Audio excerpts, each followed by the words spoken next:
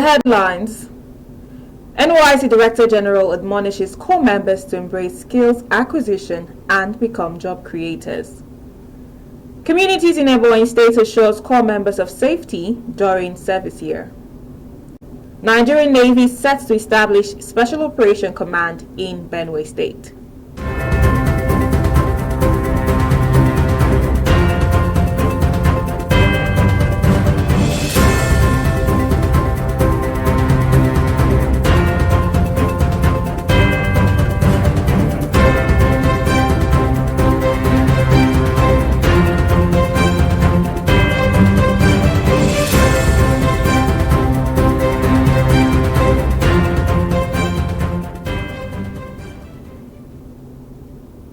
A very good evening and welcome to the News Bulletin on NYSC Radio and Television Abuja. My name is Judith Trust Obwa. Now the news in detail.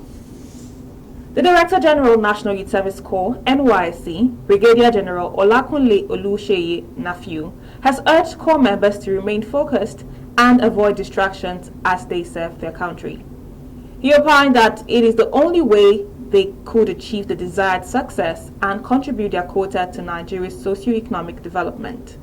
The Director General made the plea while addressing the 2025 Batch A Stream 1 corps members at the NYSC Temporary Orientation Camp, Government College, Kaduna.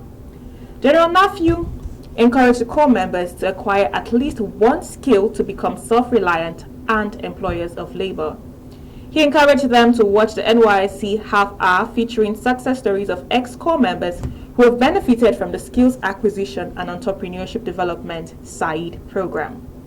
General Nafiu enlightened them on the need to embrace the NYSC scheme as a platform to integrate with people from diverse cultural backgrounds and develop leadership skills. Corps members currently undergoing 3 weeks orientation course at the NYSC Permanent Orientation Camp, Afikpo, Ebonyi State, have been assured of their safety throughout their stay in the state. The custodian of the Afikpo custom and the oldest man in the area, Rikweri Agu Amibo, gave the assurance when he delivered a lecture on the culture, traditions, and customs of Ebonyi State to the corps members at the camp.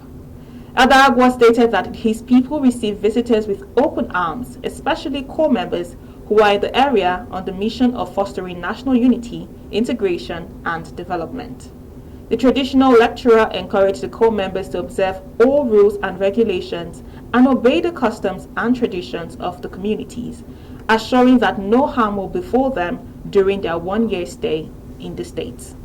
He further implored the corps members to mingle and engage in meaningful interactions freely with members of the community. The federal government has reiterated its commitment to promoting safe and progressive work environment. The Executive Chairman, Federal Inland Revenue Service, FIRS, Mr. Zach Adedeji, stated this in Abuja. He revealed that the agency is advancing its use of digitalization and artificial intelligence to improve tax compliance. He also said that the organization remains committed to protecting the mental health, cybersecurity, and overall safety of its employees.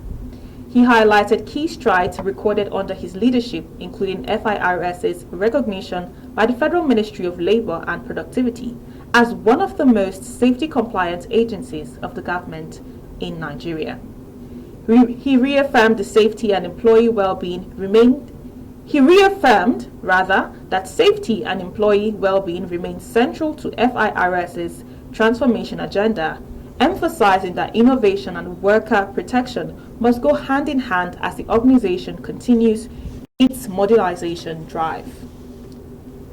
The Chief of Naval Staff, Vice Admiral Emmanuel Ikechukwu Ogala, has disclosed plans to establish a Special Operations Command Unit in Benue State. The announcement was made during a visit to Governor Hyacinth Aliyah at the Government House in Makurdi, the state capital. He said the decision is aimed at tackling insecurity in the region through strategic collaboration and development-focused security operations. According to the Navy boss, the Special Operations Command Unit will be located along the state's riverbanks and will operate beyond coastal waters to inland waterways and land-based support. Governor Aliyah welcomed the Naval's chief initiative describing it as timely amid ongoing security challenges in the state.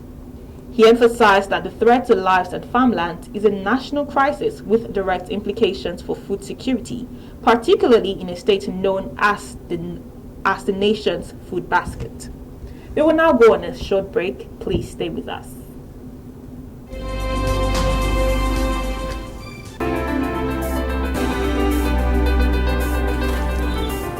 She is not just a psychologist, she is also a shoemaker. She was trained as a medical doctor, but now she makes beads too. He studied law, and now he is a fashion designer. This one has gotten a new skill: makeover. He came into this camp a biologist. Now he is also a caterer. Saeed, skill acquisition and entrepreneurship development, helps you discover a new lease of life. What are you still waiting for? Get up and acquire a new skill now.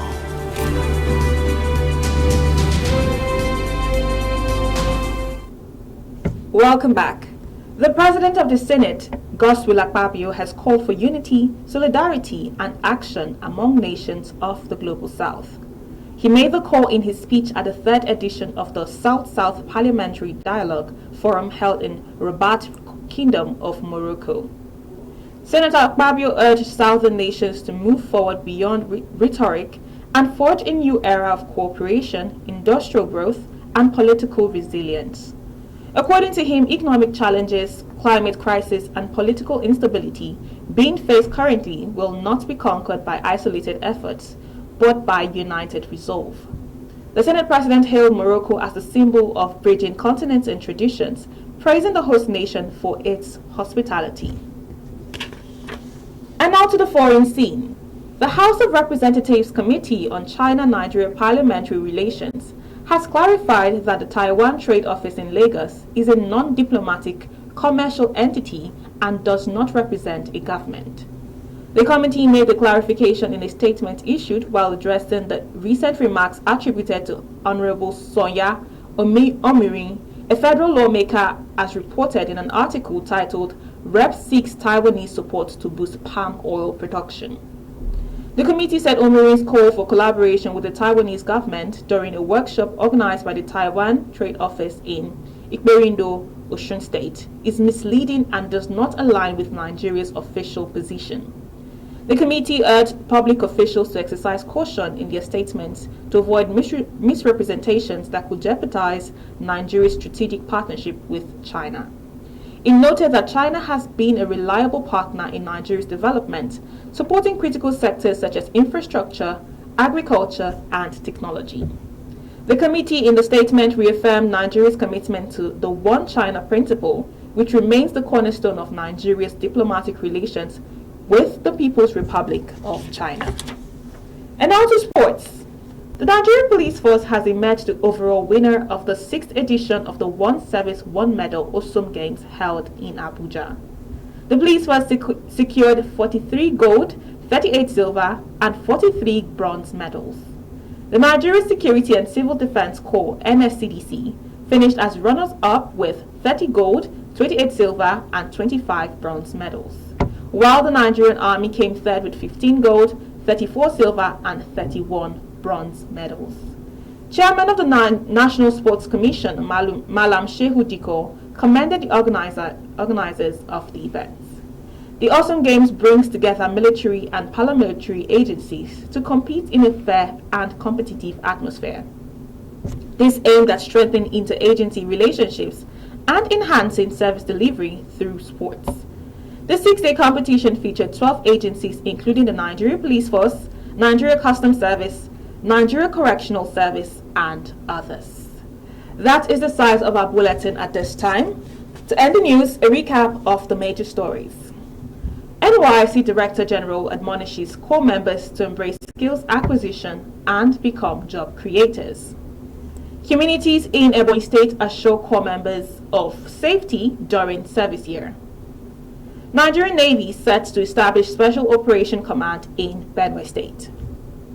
On behalf of our news crew, thank you for listening. For more information on the latest happenings in NYSC, like and follow us on all our social media handles, including Facebook, X, Instagram, and YouTube. Once again, thank you for listening and watching. My name is Judith Trust Obwa. Bye for now.